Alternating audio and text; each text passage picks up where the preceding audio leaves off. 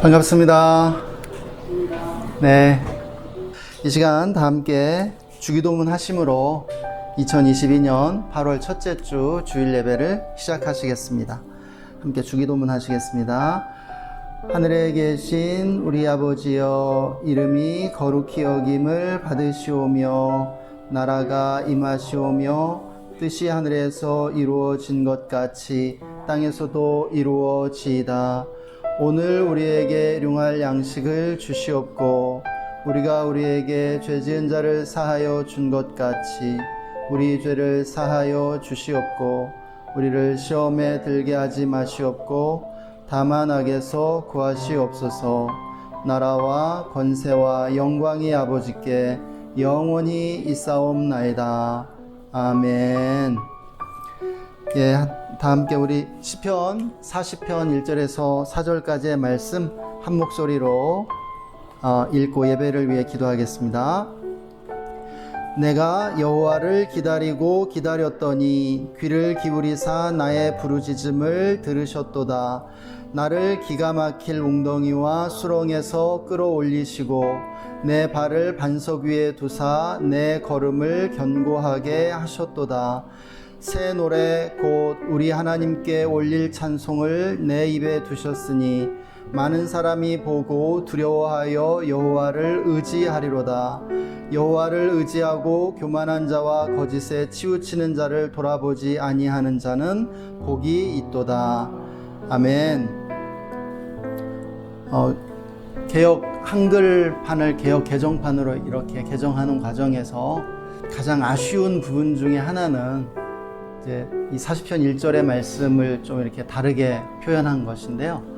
원래 개역 한글판에서는 하나님의 음성을 듣고자 기도하면 이라는 구절이 있죠. 근데 이제 그 구절을 내가 여호와를 기다리고 기다렸더니 라고 하는 구절로 바꾸었습니다.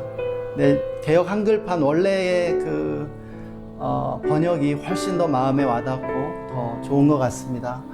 하나님의 음성을 듣고자 기도하면 귀를 기울이사 나의 부르짖음을 들으시는도다 말씀하죠. 그리고 우리가 그렇게 하나님의 음성에 귀 기울이고 또 하나님을 바라볼 때 나를 기가 막힐 웅덩이와 수렁에서 하나님이 건져주신다라고 시인은 고백해 주고 있습니다.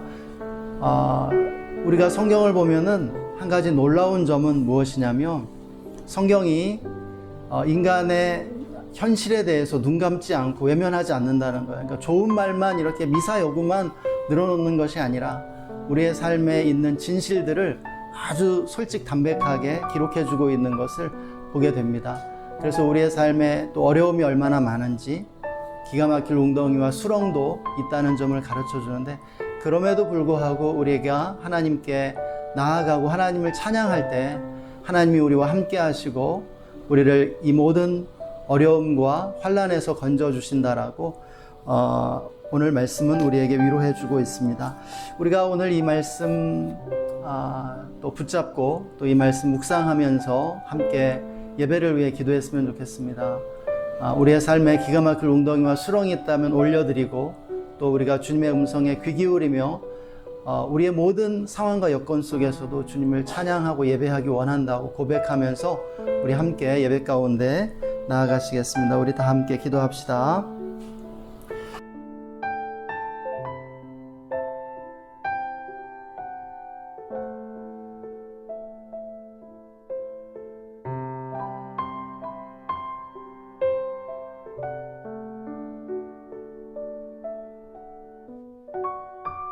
하나님 감사합니다. 오늘도 감사와 찬양으로 주님 앞에 나아갑니다. 이 시간 주님의 보혈로 우리를 덮으시고 우리의 모든 죄와 허물을 다 용서하시며 정결케 하여 주옵소서. 성령님 이 시간 충만하게 임하여 주십시오. 성령님을 환영합니다. 의지합니다. 나사렛 예수의 이름으로 우리 예배를 방해하려는 모든 악한 영들 떠나갈지어다. 잠잠할지어다. 주님만 홀로 예배 받으시고 찬양 받으시기를 원합니다. 감사하며 주 예수님의 이름으로 기도했습니다. 아멘.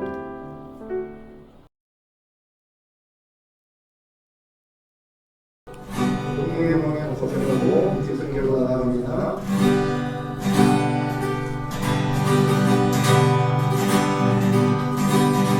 고통의 멍에 벗으려 예수께로 나갑니다. 자유와 기쁨에 부르시는 주께로 갑니다. 다시 한번 고통의 멍에 벗으려 예수께로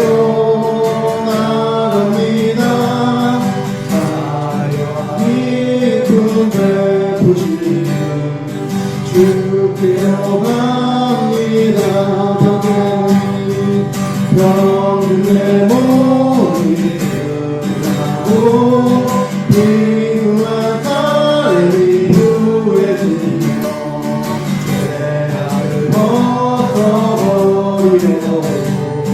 주께로 갑니다. 낭패와 실망하는 예수께로 나갑니다. 십자가를 내받으려 주께로 갑니다.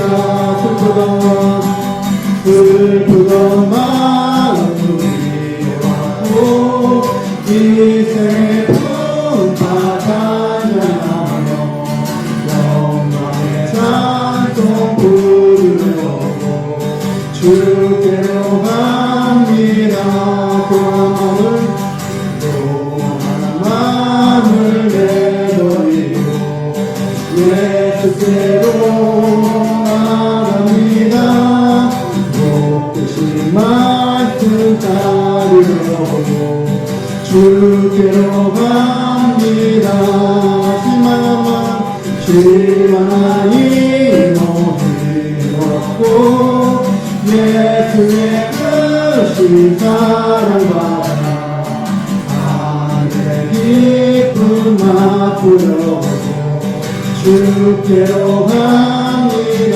47만이만 실망한 이 몸을 얻고 예수의 크신 사랑과 하늘의 기쁨 맛보려고 주께로 갑니다.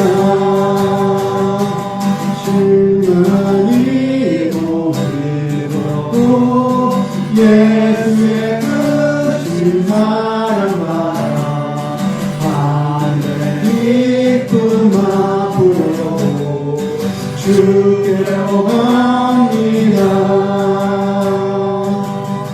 나의 힘이 되신 여호와여, 내가 주님을 사랑합니다.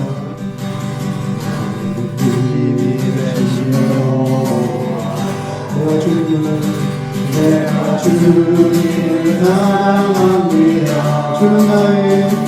주는 나의 반석이시며 나의 요새. 다시 한번 나의 힘이 되시니 나의 힘이 되시며 내가 주님을 사랑합니다.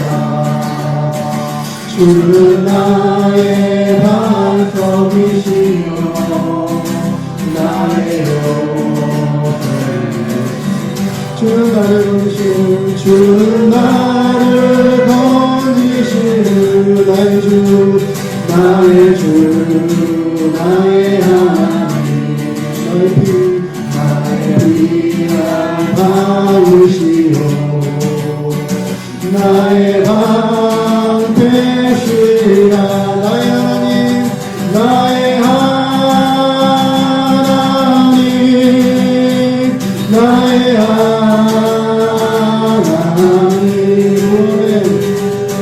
구원의 부르시오 나의 산성이라 나의 생명이신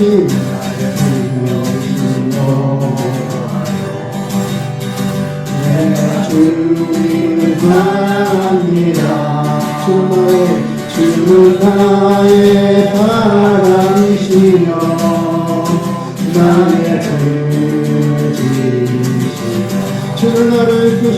주는 나를 이끄시어 주의 길 인도하시며 나의 생애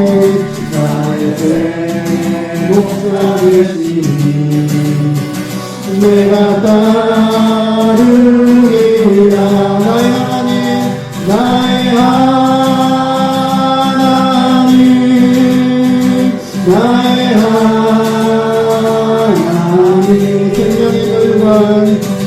생명의 결과는 내게 시우소서 나의 하나님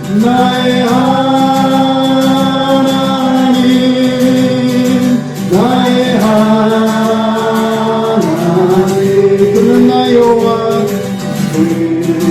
나의 여호와 나의 구세주 다시 한번 나의 힘이 되신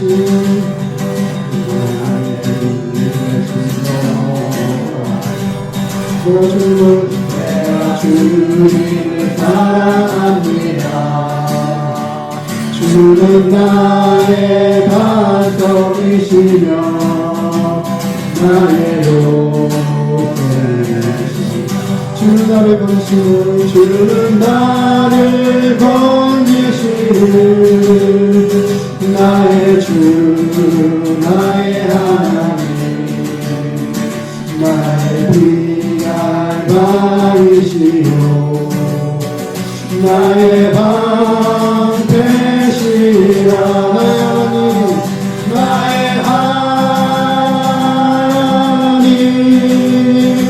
나의 하나님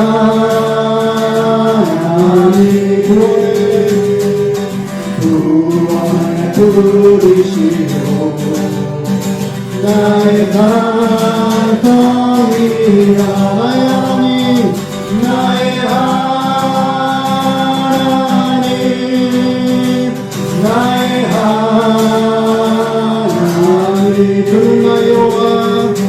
그는 나의 여호와 나의 구세주 나의 하나님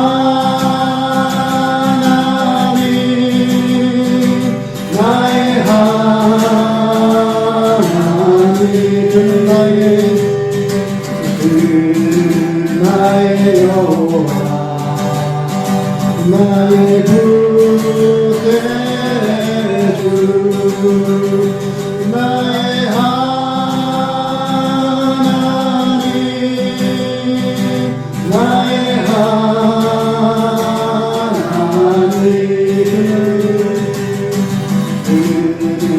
나의 여호와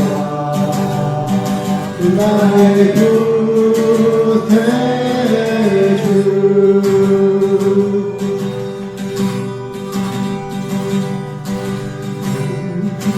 죄를 씻기는 예수의 피밖에 없네 다시 정케 하기도 예수의 피밖에 없네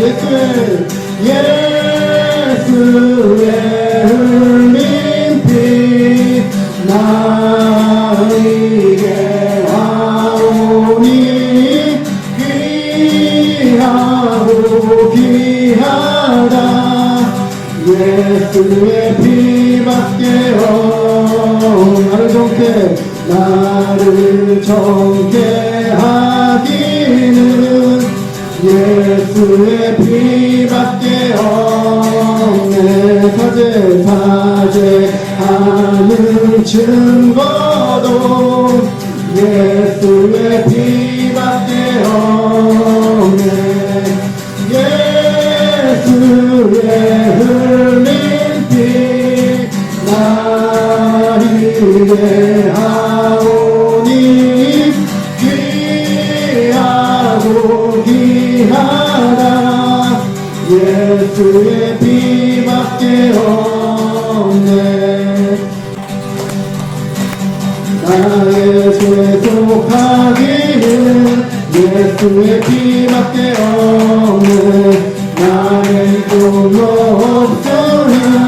예수의 피밖에 없네.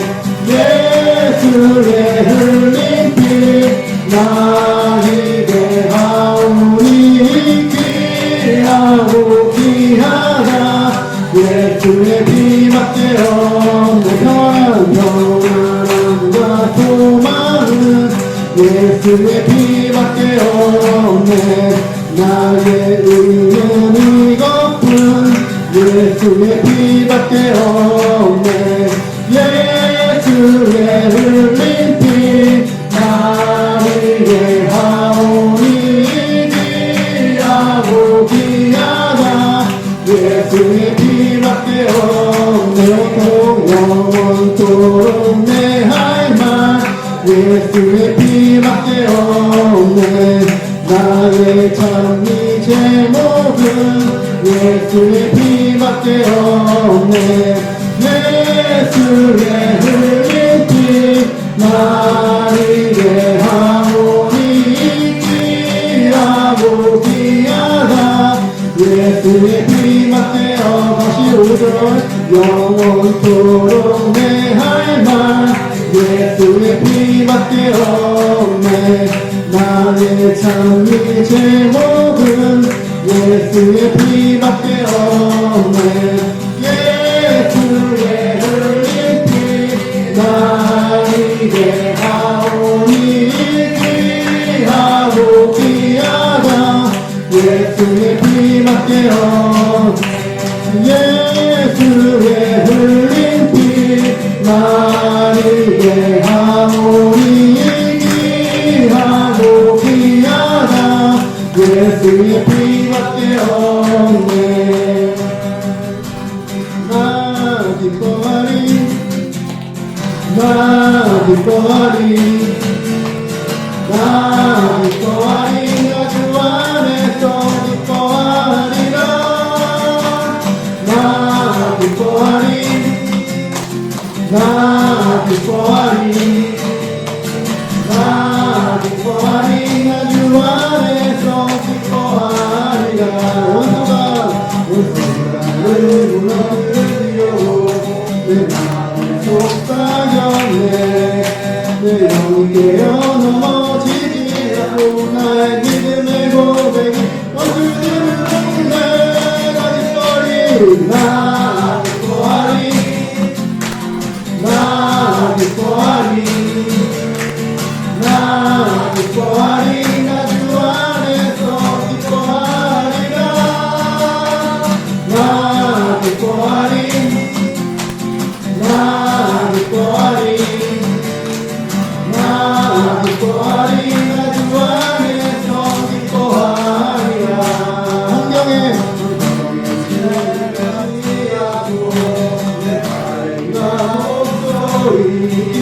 그 길은 안정과 상관없이 내 마음 기뻐하기로 결심을 했네. 나 기뻐하리 나 기뻐하리 나 기뻐하리 나 주 안에서 기뻐하리라. 나 기뻐하리 나 기뻐하리 나 기뻐하리 나 주 안에서 기뻐하리라. 내 영혼이 내 영혼이 주님을 찬양하며 기뻐합니다. 내 영혼이 내 영혼이 주님을 찬양합니다. 내 영혼이 내 영혼이 주님을 찬양하며 기뻐합니다. 내 영혼이 내 영혼이 주님을 찬양합니다. 내 영혼이 내 영혼이 주님을 찬양하며 기뻐합니다. 내 영혼이 주님을 찬양합니다. 내 영혼이 주님을 찬양하며 기뻐합니다. 내 영혼이 주님을 찬양합니다. 내 영혼이 주님을 찬양하며 기뻐합니다. 내 영혼이 주님을 찬양합니다.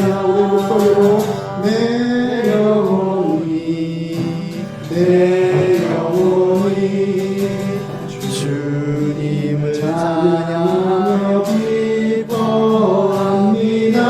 내 영혼이 주님을 찬양합니다.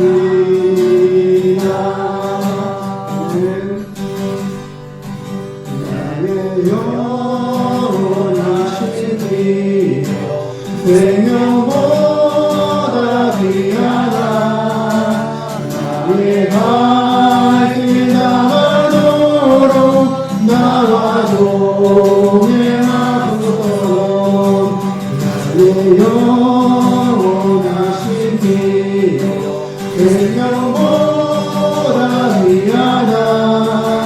나의 발길 나가도록 나와 동행하소서. 주께로 가까이 주께로 가오리. 나의 발길 나가도록 나와 동행하소서. 땅굴이 아니라 모든 명예 어리고 험한 길을 가는 동안 나와 동행하소서. 주께로 가까이 주께로 가오니.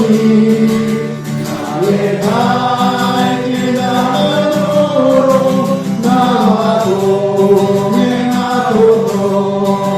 모든 골짜 지나가며 험한 바다 건너서 천국문에 이르도록 나와 동행하소서.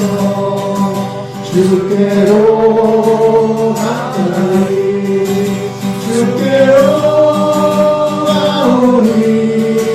나의 발길 나가도록 나와 동행하소서. 모든 골짜 지나가며 험한 바다 건너서 천국문에 이르도록 나와 동행하소서. 주께로 가까이 주께로 가오니. 나의 발길 나가도록 나와 동행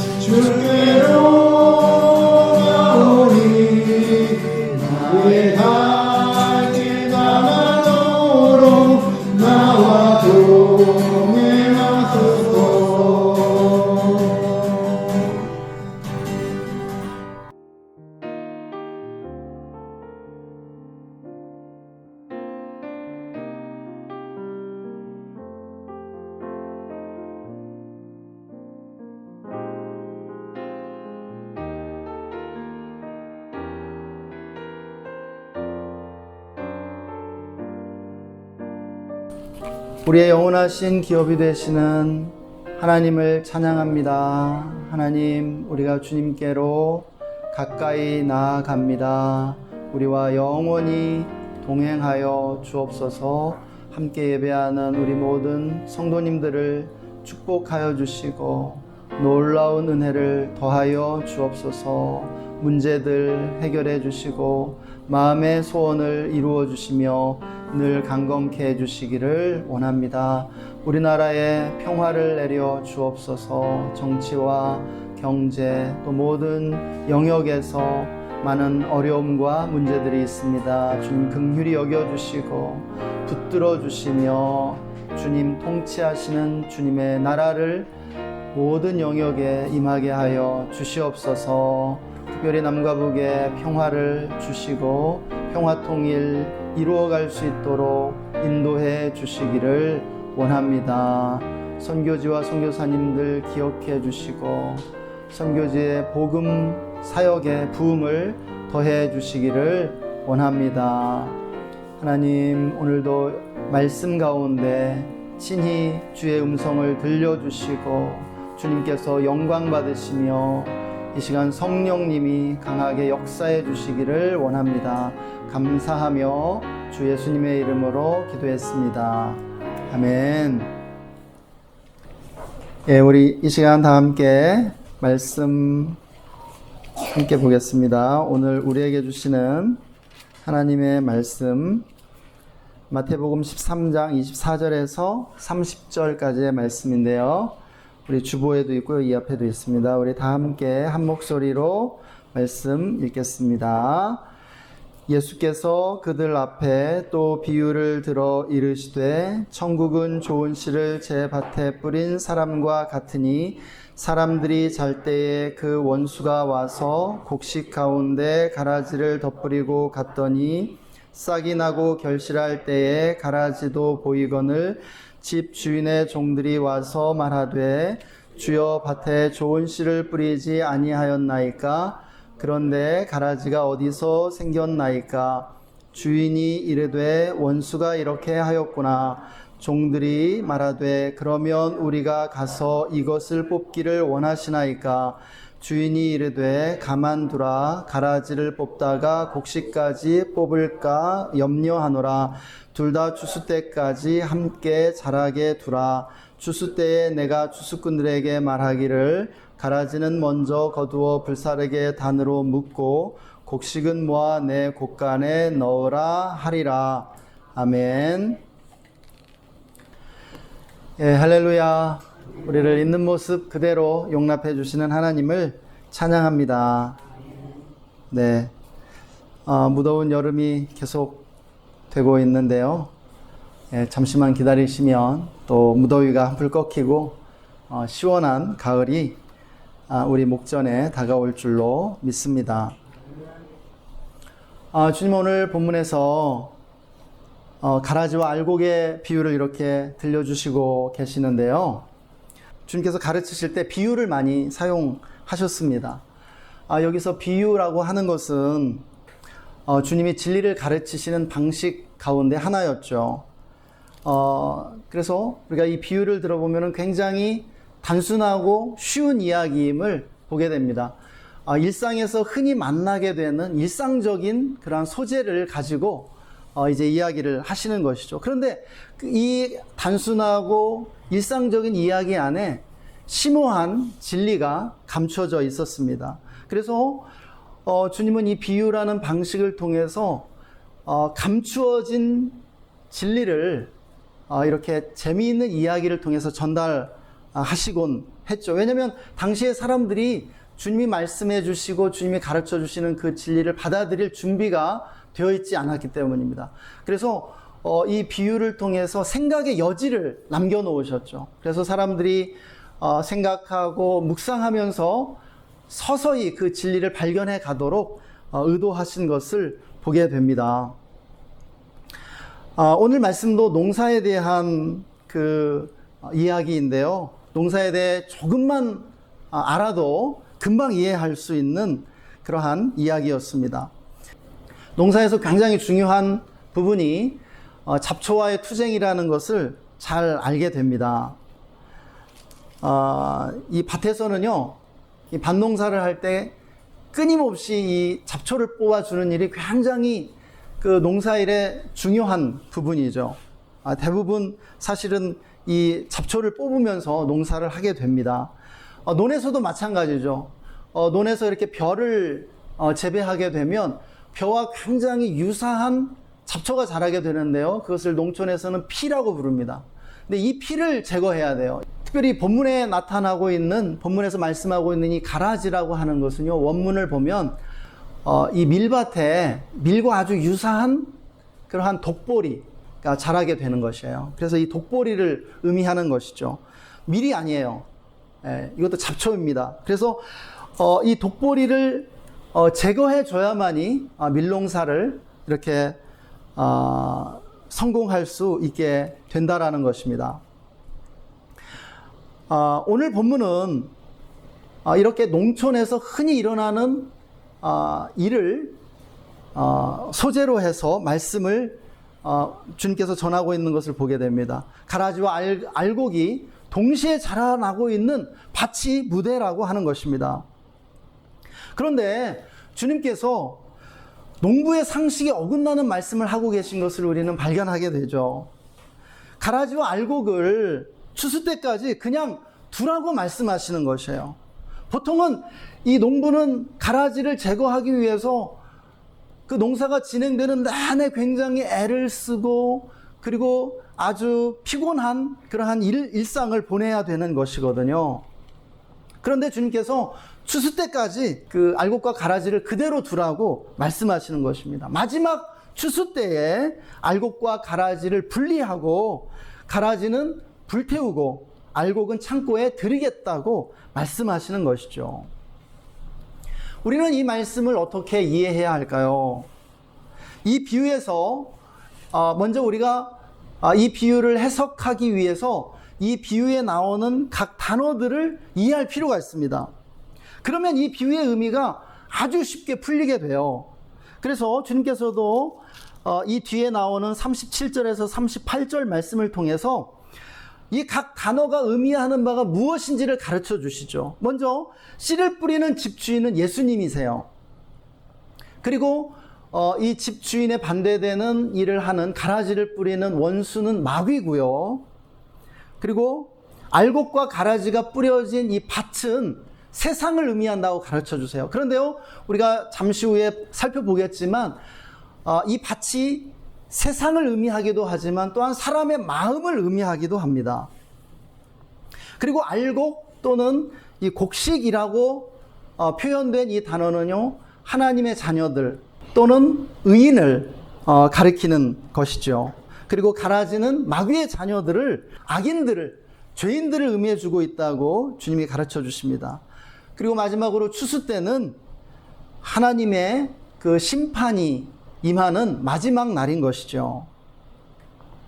자, 그래서 이 말씀은 이렇게 해석할 수 있습니다. 마치 밭에 알곡과 가라지가 추수 때까지 있는 것처럼 세상 끝날까지 악인과 의인이 함께 거하게 된다라는 것입니다. 주님은 지금 그것을 가르쳐주고 계신 것이에요. 동시에 인간의 마음에도 우리가 죽을 때까지는 인간의 마음속에 악과 선이 함께 있게 된다라고 주님이 말씀하시는 것이죠. 하나님께서 그것을 허용하셨다라는 것이에요. 자, 그러면 오늘은 이 비유의 말씀이 오늘 우리에게 가르쳐주는 것이 무엇인지 함께 생각해 보도록 하겠습니다. 네, 첫째는요, 주님이 우리에게 가르쳐 주는 것이 무엇이냐면, 우리가 선한 사람들과 악한 사람들이 어울려 사는 사회를 건설해야 한다라고 가르쳐 주시는 것이에요.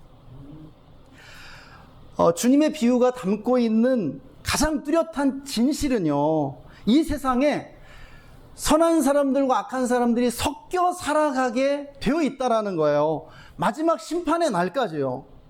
주님이 세상 끝날까지, 마지막 심판의 때까지 둘 다를 용납하시기로 결정하셨다는 사실이죠. 왜 그렇게 하셨습니까? 오늘 말씀 보면은 가라지를 뽑다가 알곡까지 뽑게 될까 염려하셨다라는 것이에요.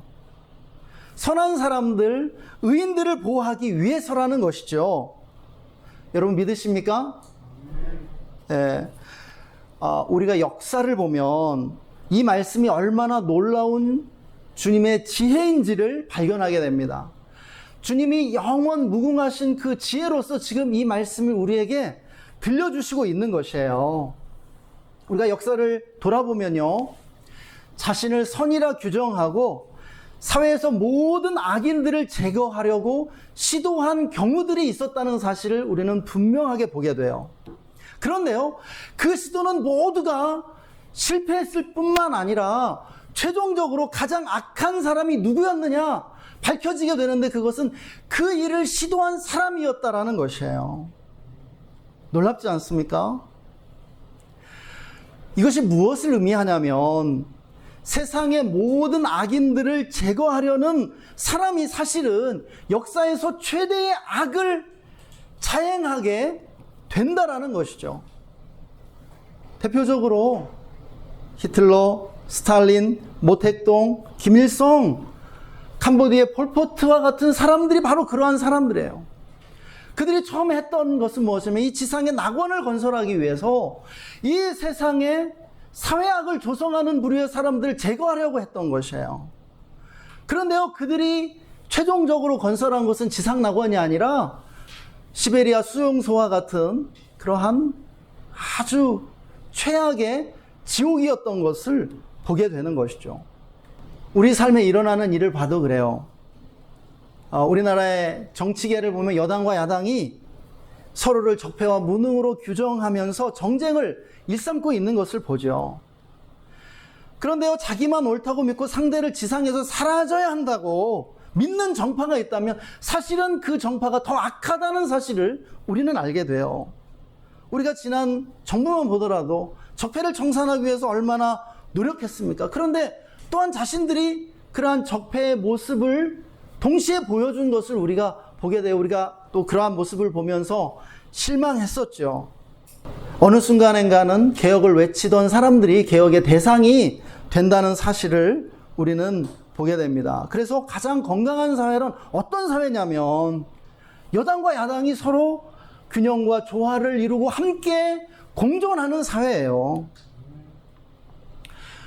우리가 또 다른 예를 볼 수 있는데요, 그것은 가장 종교적인 사회인 이슬람 국가들을 들여다보면 알 수 있어요. 혹은요, 가장 기독교 문명이 강성했던 중세 시대를 보면 돼요. 여러분, 이슬람 국가나 그러한 중세의 유럽을 보면 그들은 종교적인 이상을 구현하기 위해 사회적 악을 허용하려 하지 않죠. 이슬람 국가들이 얼마나 그것을 위해 애쓰고 치열하게 투쟁하는지 모릅니다. 그러나 그 결과 어떻게 되나요? 온갖 폭력이 난무하게 된다라는 거예요. 여성들을 억압하고요, 사회적 약자들을 억압하고요, 인간의 자유를 폭력으로 억압하죠. 자신들의 법에 따르지 않는 사람들에게 무자비한 폭력을 가하게 됩니다. 왜 그래요? 사회적 악을 완전히 소멸시키고 아주 이상적이고 종교적이고 도덕적인 그런 사회를 만들려는 결과 어둠이 온다는 것이죠.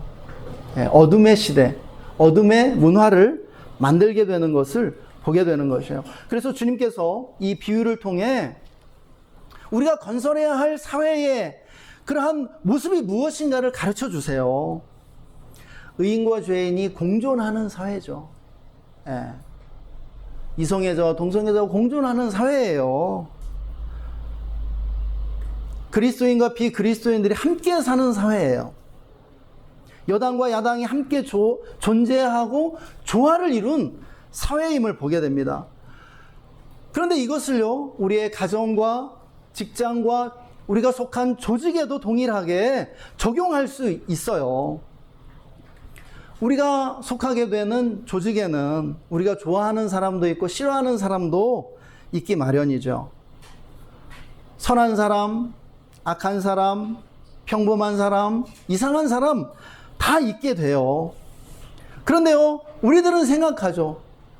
이 약한 사람들 다 사라지면, 내가 싫어하는 사람들 다 사라지면 최고의 조직이 될 거라고요.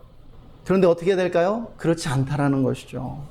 예, 똑같은 사람들만 모아놓으면요, 그 조직은 멍청이가 됩니다. 바보가 돼요.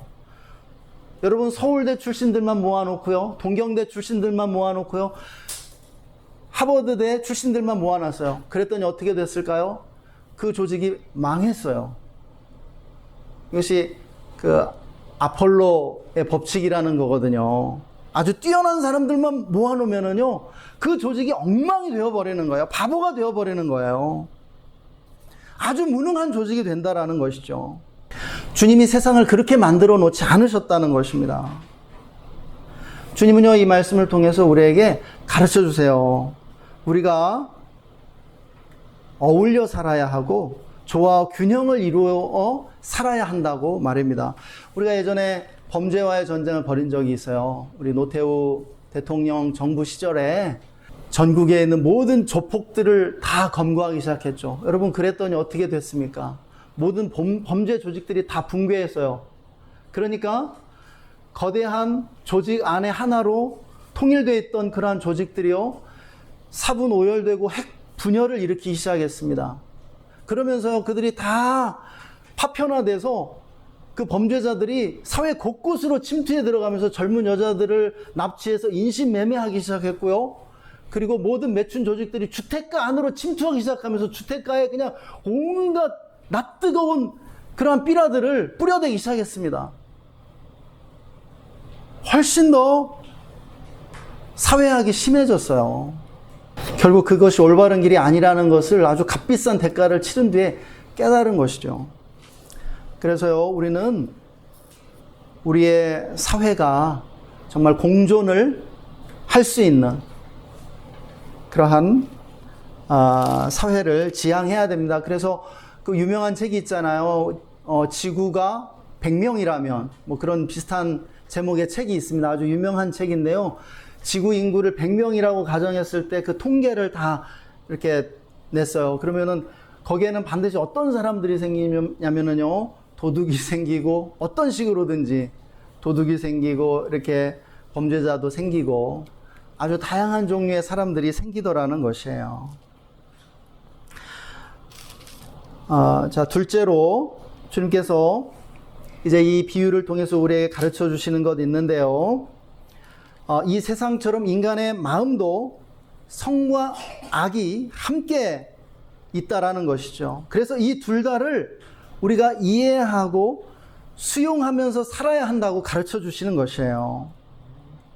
본문에서 알곡과 가라지가 심겨진 밭은 세상을 의미하기도 하지만 인간의 마음을 의미하기도 한다는 것이죠.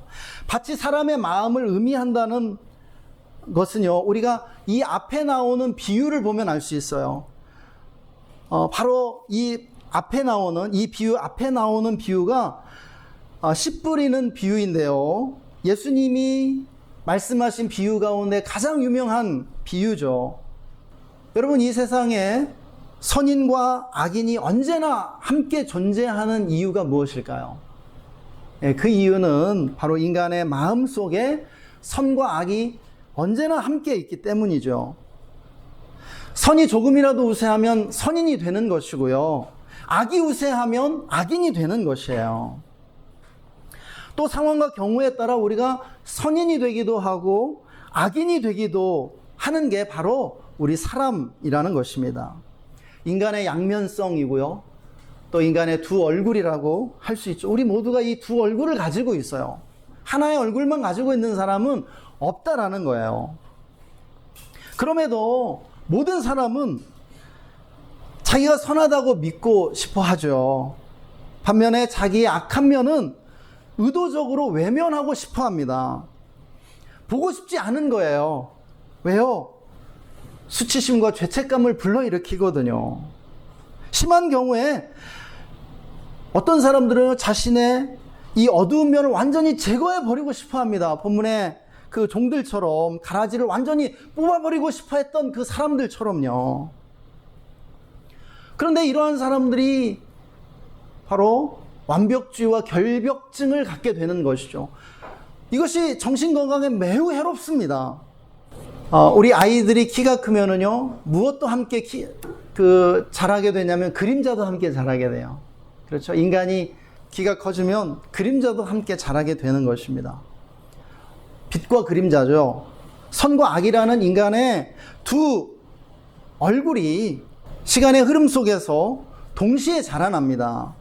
여기서 인간의 내적 갈등과 번민이 시작되는 것이죠. 그리고 이제 사춘기 이후로 이것이 고조됩니다. 이 내면적인 그러한 갈등과 분열이요. 오늘날에는 인간의 내면에서 일어나는 이 선과 악의 갈등을 또 다른 측면에서 이해해 볼 수 있어요. 그것은 뭐냐면 도덕과 욕망의 갈등이에요. 여러분, 지그문트 프로이트, 이전에는 인간은요, 욕망을 악한 것 또는 억압해야 할 것으로 생각해 왔습니다. 특별히 프로이트는 인간의 정신질환이 어디서 오냐면 성욕을 억압하는 데서 이 정신질환이 오는 것이라고 아주 강력하게 주장했었습니다. 그의 가정에 따르면 이 성욕에 대한 억압이 사라지면요, 정신병도 사라질 것이라고 내다봤어요. 그것이 프로이트의 가장 중요한 가정이었습니다. 그래서 실제로 현대 세계는 프로이트의 이러한 가정에 의해서 진행되어 왔어요. 점점 성욕에 대한 억압이 사라졌고요. 그리고 성에 대해서 개방적이 되어 왔습니다. 이것이 우리가 겪어온 현대 세계의 아주 큰 흐름이에요. 성이 해방되었죠. 그러면 정신질환도 사라졌을까요? 심해지면 심해졌지 결코 사라지지 않았음을 우리는 보게 됩니다. 여러분, 사회의 건강성을 따질 때 무엇을 가장 중요한 지표로 봐야 되냐면 자살률이에요. 다른 사람을 죽이는 살인보다도 이 자살이 정신적으로 더 건강하지 않은 것이라고 봅니다. 그런데 자살률은요, 굉장히 높습니다, 현대에. 그리고 잘 사는 지역일수록, 성이 개방된 지역일수록 또 더 높은 것을 보게 돼요. 그러니까는 프로이트의 가정이 사실은 정확하지 않았다는 것을 우리는 알게 되고요. 프로이트가 인간의 성을 지나치게 과장했다는 것을 또한 우리는 알게 돼요. 그럼에도 프로이트는 굉장히 중요한 사람입니다. 그가 우리에게 가르쳐 준 것이 있어요. 그가 우리에게 기여한 공로가 있어요. 무엇이냐면은 인간이 욕망을 억압하고 외면할 수는 없다라는 사실이에요. 그리고 인간이 욕망을 억압하고 그리고 제거하려고 한다면 더 큰 문제를 만나게 되리라는 거예요. 굉장히 심각한 그러한 내면적인 문제를 갖게 되리라는 것이죠. 그래서 인간은 욕망을 뿌리 뽑을 수도 없고 제거할 수도 없어요. 우리가 할 수 있는 최선은 무엇일까요? 그것은요, 욕망을 있는 그대로 인정하고 정직해지는 겁니다, 사실은. 인간은요, 욕망으로 살아야 돼요. 욕망으로 살아야 돼요. 욕망은 굉장히 소중한 것입니다. 욕망과 행복은요, 뗄래와 뗄 수 없는 관계 안에 있어요. 그 욕망을 억압하고 무시하고 외면해서는 안 돼요. 어쩌면 오늘 본문은 지금 그 이야기를 우리에게 주님이 이미 2000년 전에 프로이트가 나오기도 전에 말씀하고 계신 것이에요.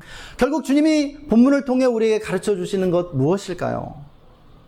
우리 인생에 과제가 있다라는 거예요. 그것은 무엇이냐면은 우리 내면의 선과 악, 그리고 도덕과 욕망을 통합하고 수용해내야 할 그러한 과제가 있다라는 거예요.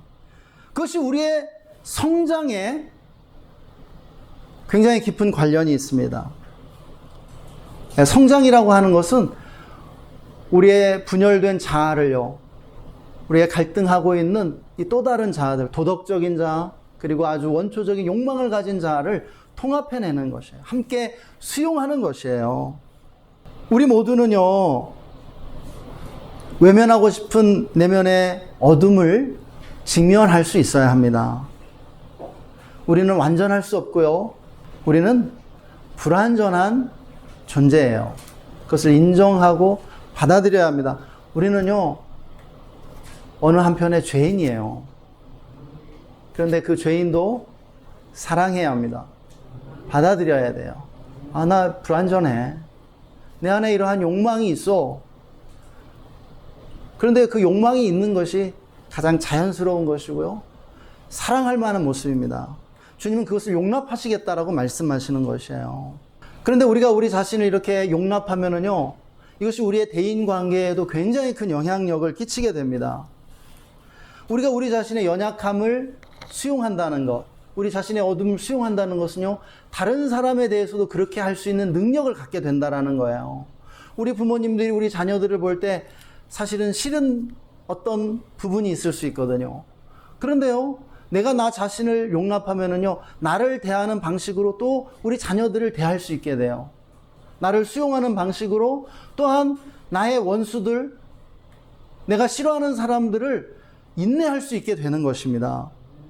우리는요, 다른 사람들과의 관계할 때 그 사람의 연약함이나 실패를 없애고 싶어 해요. 그런데 없애지지 않아요. 그것은 가라지거든요. 그 사람이 가지고 있는 가라지예요. 그 가라지는요, 그 사람이 죽을 때까지 가지고 갈 거라는 거예요. 예, 마지막 세 번째로는요, 주님이 우리에게 가르쳐 주시는 것 무엇이냐면, 풍성한 추수를 위해서는 농부가 그러는 것처럼 가라지를 근절하고 알곡을 돌보는데 부지런을 내야 한다라는 것입니다. 이건 또 무슨 말씀일까요? 예. 본문에서는 주님이 추수 때까지 알곡과 가라지를 그대로 두라고 말씀하셨잖아요. 그런데 우리가 이 말씀을 해석할 때 상식의 관점에서도 해석할 수 있어야 한다는 것이에요. 농사를 하는 농부는요, 추수 때까지 가라지가 없어지지 않을 것이라는 사실을 분명하게 인식하고 있습니다. 그럼에도 불구하고 어떻게 해요? 끊임없이 그 가라지를 근절시키기 위해서, 뽑기 위해서 노력하는 것이에요. 애쓰는 것이에요. 농부들은 얼마나 부지런한지 모릅니다. 저희 아버지도 농부셨거든요. 새벽같이 일어나셨어요. 밤늦게까지 일하셨습니다. 매일매일 그렇게 하셨어요. 농부들이 얼마나 부지런한지 몰라요. 근데 그 농부들이 그렇게 부지런하게 일하면서 대부분을 바로 이 잡초들과 투쟁하는 것이죠. 그 잡초를 뽑아내기 위해서요. 그렇게 하지 않으면 어떻게 됩니까? 예, 가라지가 지배종이 되어버려요. 가라지가 논밭을 점령해버려요. 그리고는요, 알곡의 성장을 방해할 뿐 아니라 추수를 완전히 망쳐버리는 거예요. 농사를 망치는 것이죠. 우리는 주님이 왜 가라지를 그대로 두라고 했는지를 우리는 깊이 이해할 수 있어야 합니다. 왜 그래요? 주님 뭐라고 말씀하셨어요? 알곡을 다치지 않기 위해서, 알곡이 해를 입지 않도록. 그러니까는 기준이 뭐냐면 알곡이 해를 입지 않는 범위 안에서 가라지를 그냥 내버려 두는 겁니다. 가라지를 완전히 없애는 방법은 간단해요. 밭을 갈아엎는 거죠. 제초제를 다 뿌려서 알곡까지 다 죽여버리는 거예요. 그러면 가라지가 완전히 사라져요. 그러나 주님이 원하시는 것은 이 알곡을 보호하는 것이에요. 그래서 알곡을 해치지 않는 범위 안에서만 가라지를 근절해야 한다라는 것이죠. 우리는 삶에서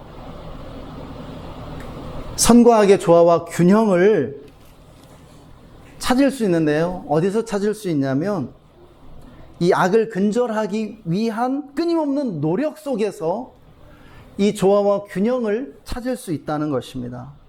그래서 성경과 역사가 선과 악의 조화와 균형이 깨져서 그림자가 빛을 압도하는 이 역전 현상을 얼마나 경계하는지를 볼 수 있어야 돼요. 특별히 성경은 이것을 강조하죠. 성경에서 그림자의 습격을 받아서 넘어진 대표적인 사람이 다윗이죠. 다윗의 이야기는 다 아는 이야기이기 때문에 하지 않을 수가 없어요. 여러분, 다윗이 자신의 정욕이라는 그림자를 적절하게 다루지 못했을 때 그 그림자가 한계없이 자라나서 그를 무너뜨렸죠. 그가 중년이었을 때 밧세바와 간음을 했던 것인데요. 결국 밧세바의 남편인 우리아까지 살인하게 되죠. 그것이 그의 삶의 최대의 위협이 되었습니다. 그가 이룩해 놓은 모든 것을 무너뜨릴 뻔했죠.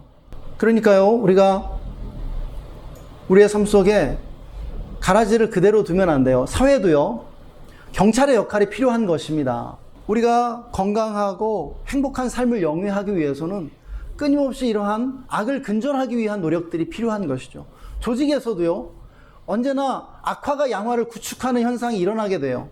악한 사람들이 선량한 사람들을 쫓아내고 몰아내는 현상이 일어나는 것이죠. 그러면은요, 조직의 암적인 세포들이 자라나서 그 조직을 완전히 무너뜨리게 됩니다. 여당과 야당이 끊임없이 정쟁하고 다투면서 투쟁하면서 조화와 균형을 유지하게 되는 것처럼 우리 내면의 선과 악, 도덕과 욕망, 빛과 그림자도 끊임없이 씨름하고 갈등함으로써 조화와 균형을 유지할 수 있게 된다는 것이죠. 이것이 역동적인 긴장감 또는 역동적인 그러한 균형이라고 말할 수 있을 것입니다.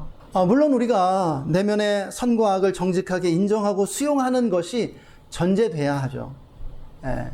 우리 자신을 향해서 좀 느긋해지고 여유로워져야 됩니다. 제가 이렇게 사역하면서 아주 여러분의 그 내적 치유 강사들을 많이 만나봤거든요. 저희가 선교단체에서 그런 내적 치유 프로그램들을 많이 이렇게 진행했기 때문에 많이 만나볼 수 있습니다. 그런데 아주 탁월한 내적 치유자 한 분은요, 그런 분이었어요. 이 내적 치유를 통해서 도대체 사람들이 어떻게 되길 원하십니까? 라고 제가 질문했죠. 그랬더니 이분이 그렇게 얘기를 하더라고요. 약간 대충 사는 사람이라고. 그냥 대충의 영성. 그래서 이분은 강의도 대충 하시더라고요. 열심히 안 해요. 약간 좀 이렇게 멍한 사람? 깜짝 놀랐죠. 좀 우리가 우리 자신에 대해서 여유로워지고 다른 사람에 대해서도 좀 여유로워질 수 있어야 된다라는 것으로 그렇게 이해했습니다. 그래서 우리가 알곡을 보호하고 또 가라지를 근절시키기 위해 무엇을 해야 하느냐? 주님이 이미 말씀해 주셨죠. 회개하라. 날마다의 회개, 날마다의 그러한 자아 성찰이죠. 반성하는 것이에요. 주님이 우리에게 회개를 요구하신 것, 그것은 우리 내면에 있는 알곡을 해치지 못하도록, 알곡을 해칠 정도로 가라지가 자라지 못하도록 가라지를 근절시키라는 그러한 요청이라고 믿습니다. 이제 말씀을 정리하고자 하는데요. 오늘 말씀을 마치면서 저도 주님처럼 이야기 하나를 여러분에게 들려드릴까 합니다. 이 이야기가 주님의 비유 같지는 않지만 그래도 여러분 모두에게, 우리 모두에게 생각의 여지를 주었으면 좋겠습니다. 제가 언젠가 한번 이 예화를 썼을 수도 있어서 늘 설교를 할 때마다 그 부분이 제일 조심스럽으면 내가 한 말 또 하는 것은 아닌가? 그러나 매주 설교를 하는 입장에서 중복은 피할 수가 없는 것 같아요. 옛날에 그 두 어부가 있었는데요. 이 두 어부의 이야기입니다. 이 두 사람은 친밀한 친구였어요. 그리고 둘 다 아주 부지런했고요. 또 열심히 물고기를 잡았습니다. 각자의 배를 가지고 있었어요. 그런데요, 한 어부의 물고기는 항상 싱싱해서 시장에서 높은 가격으로 팔렸는데 다른 어부는 그렇지를 못했어요. 그가 파는 물고기는 늘 시들시들 해가지고 높은 가격을 받지 못하고 늘 낮은 가격에 팔아야만 했다라는 것이죠. 그러니까는 이 다른 어부 마음에 시기심이 얼마나 이렇게 커졌는지 몰라요. 그래서 시기심이 난 이 어부가 친구에게 이렇게 물었죠. 도대체 어떻게 하면은 그렇게 싱싱한 물고기만 잡을 수 있는 거냐? 그렇게 물었습니다. 그러자 친구가 대답했죠. 나도 너처럼 물고기를 똑같은 물고기 잡는 거야. 내가 너보다 특별히 싱싱한 물고기 잡은 것이 아니거든. 그러니까는 이 친구가 이렇게 또 물었지 않았겠습니까? 그러면 어떻게 너의 물고기는 그렇게 싱싱하고 내 물고기는 육지에 도착하면 시들시들해지는 걸까? 혹시 비법이 있으면 나한테 좀 가르쳐줘. 이렇게 물었던 것이죠. 그러자 친구 어부가 대답했다고 합니다. 나는 물고기를 잡으면 물고기를 잡아놓은 통 안에 그 물고기를 잡아먹는 물고기를 넣어놓는 거야. 그러면 그 물고기들이 잡아먹히지 않기 위해서 최선을 다해 도망 다니게 되거든. 뭐 한두 마리 잡아먹힐 수도 있겠지. 그렇지만은 다른 물고기들이 이 잡아먹는 물고기 때문에 긴장을 놓치지 않고 계속 움직인다라는 거예요. 그래서 나의 물고기는 팔릴 때까지 싱싱함을 유지하는 것이라네. 이렇게 대답했다는 것이죠.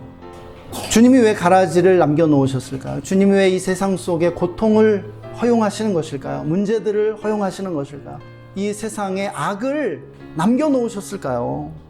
정확한 답은 없지만 그러나 주님이 최대한의 힌트를 우리에게 주셨다고 믿습니다.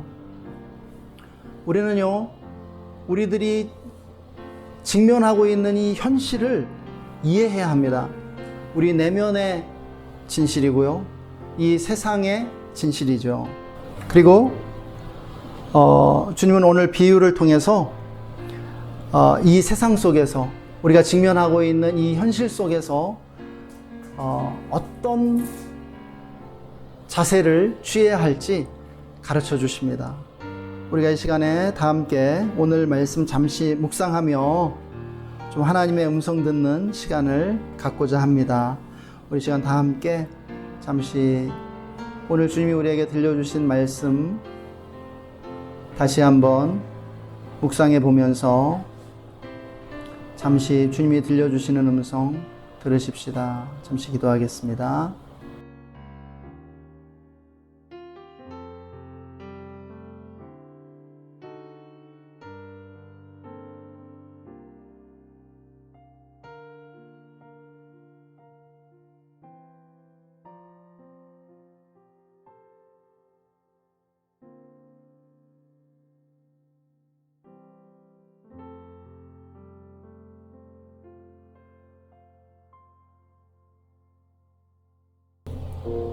하나님, 주님을 찬양합니다.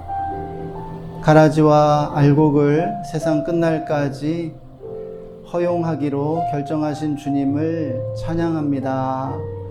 하나님, 우리가 이 말씀을 통해서 이 세상과 우리 자신을 더 잘 이해하고 또한 수용할 수 있도록 축복해 주옵소서. 또한 지혜롭게 우리가 세상과 우리 자신을 대하며 지혜 있는 삶의 전략들을 구사해 나갈 수 있도록 축복해 주옵소서. 오늘도 함께 해주신 주님께 감사드립니다. 주님 홀로 모든 영광과 찬양을 받아 주옵소서. 감사하며 주 예수님의 이름으로 기도했습니다. 아멘. 지금은 영원한 지혜로 우리를 인도해 주시는 우리 구주 예수 그리스도의 놀라우신 은혜와 우리를 사랑으로 안아주시며 우리의 삶에 참된 평화를 내려주시는 하나님 아버지의 영원하신 사랑하심과 지금 이곳에 계셔 아버지의 음성을 우리에게 들려주시며 우리에게 힘과 용기와 능력을 더해주시는 성령 하나님의 내주 충만 교통 기름 부으심이 오늘 말씀을 듣고 이 세상 가운데 평화를 추구하며 우리의 마음에 빛과 그림자를 잘 이해하고 수용해 또한 잘 살아가기로 다짐하는 모든 성도님들과 그 가정과 직장과 삶의 현장 위에 그리고 우리가 주의 교회와 우리 나라 위에 지금으로부터 영원토록 함께 계시기를 간절히 축원하옵나이다. 아멘.